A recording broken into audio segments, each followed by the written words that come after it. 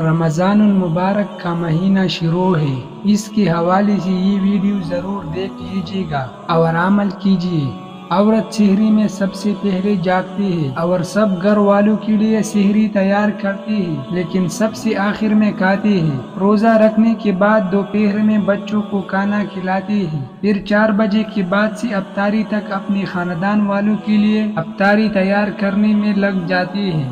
چاول، پالک، گوشت، چٹنی وغیرہ وغیرہ تیار کرتی ہے، اور ساتھ میں یہ ڈر بھی رہتا ہے کہ پتہ نہیں کیسے پکایا ہوگا۔ ساس اور سسر کے لیے الگ چیز پکاتی ہے، اور ساتھ میں افطاری سے پہلے شوہر کی غصہ کو صبر سے جھیلنا بھی پڑتا ہے۔